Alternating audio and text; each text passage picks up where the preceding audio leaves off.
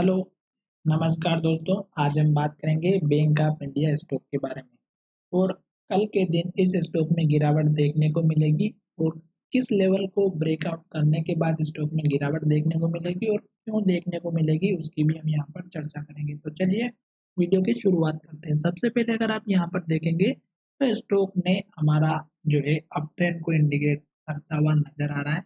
क्यों? क्योंकि स्टॉक हमारा 200 दिनों के मूविंग एवरेज के ऊपर चल रहा है। तो जब भी स्टॉक 200 दिनों के मूविंग एवरेज के ऊपर होता है तो हमें बेफिक्र होकर के बैठना चाहिए लॉन्ग टर्म के लिए। जब स्टॉक उसके नीचे आता है तो हमें अपनी पोजीशन को स्क्वायर अप कर देनी चाहिए मेरे हिसाब से।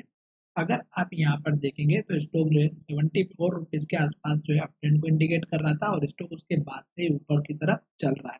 भी अगर आप यहाँ पर देखेंगे तो स्टॉक में गिरने की वजह क्या है वो एक तो हम यहाँ पर डिस्कस करेंगे और ये चीज अगर आपको अच्छे से समझ में आ गई तो मुझे लगता है कि आपको बहुत अच्छे से क्लियर समझ में आएगा। सबसे पहले हम यहाँ पर देख लेते हैं कि स्टॉक में गिरने की जो वजह है वो हमारी एक तो इन्वर्टेड हैमर है।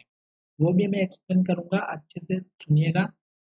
और अगर आपको पुराने लेवल्स के बारे में पता होगा तो वो भी आपको समझ में आएगा। यहाँ पर देखिएगा, मैं यहाँ पर आपको लेकर गया, ये हमारा पुराना वाला हाई था जो लगभग हमारा बना हुआ था यहाँ पे 102 103 रुपए के आसपास का।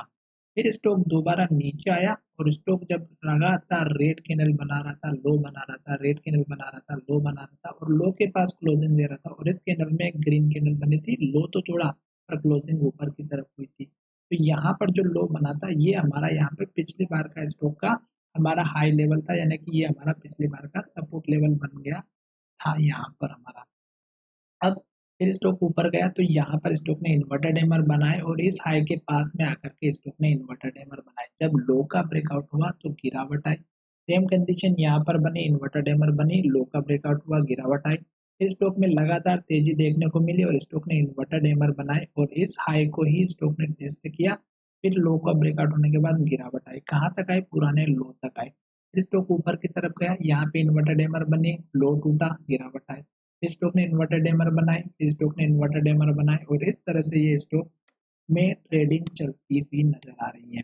तो अब यहाँ पर क्या हो रहा है? यहाँ पर भी देखिएगा इन्वर्टेड डैमर बने, लो टूटा, गिरावट आई। अब स्टॉक ने यहाँ जो पुराना हाई था ये 156 रुपए का था, फिर स्टॉक ने दोबारा हाई बनाया, वो नीचे बनाया और ये बनाया 149 रुपए 50 पैसे का। तो 149 रुपए का स्टॉक ने आज के दिन भी यानी कि 148 रुपए 10 पैसे का हाई बनाया और स्टॉक ने लो के पास क्लोजिंग दे दी।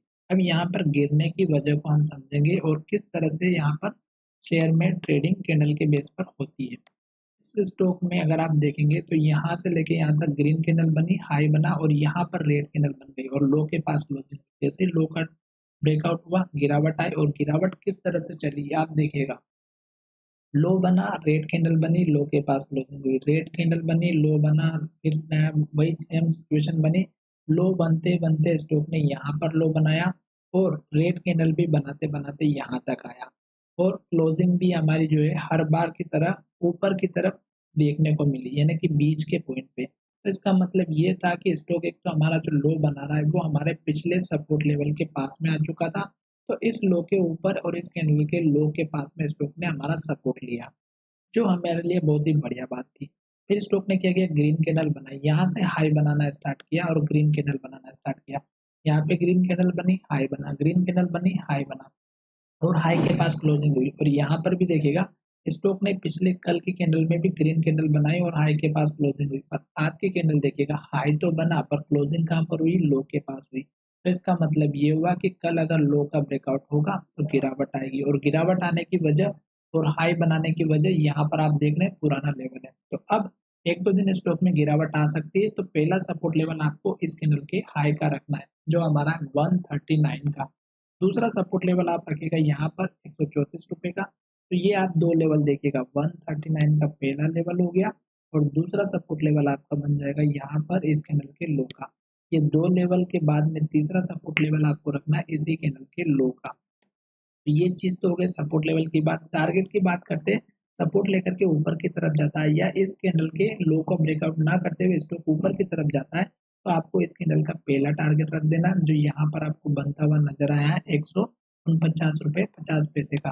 और दूसरा टारगेट आपको रखना है यहाँ पर जो कि सबसे बढ़िया रहेगा इस कैंडल का हाई और ये आपका टारगेट आपका आने वाले समय में बनता हुआ नजर आएगा। तो ये मैंने आपको टारगेट बता दिया है, समझा भी दिया है, और आशा करता हूँ कि स्टॉक में आपको मैंने जो भी चीज़ बताई है वो अगर आपको पसंद आई है तो चैनल को जरूर सब्सक्राइब करें, और चैनल को सब्सक्राइब करने के साथ दोस्तों को शेयर भी करें, ताकि मुझे पता चले कि आपका जो ये सब्सक्राइब करने के बाद में, शेयर करने के बाद में इस वीडियो के माध्यम से मुझे कितने लाइक्स मिले, ताकि मैं आपके लिए फिर से मेहनत करूँ इस स्टॉक के ऊपर और आपको टाइम पर अपडेट देता रहूँ। साथ ही स्टॉक में अगर आप देखेंगे तो ये हमारा डेली चार्ट है, जैसे ये हाई ब्रेकआउट होगा तो आपको एक नया टारगेट मैं बताऊंगा, वो भी हमारे पुराने लेवल्स के थ्रू। तो चलिए वीडियो को विराम करते हैं। धन्यवाद, मिलेंगे नई वीडियो में।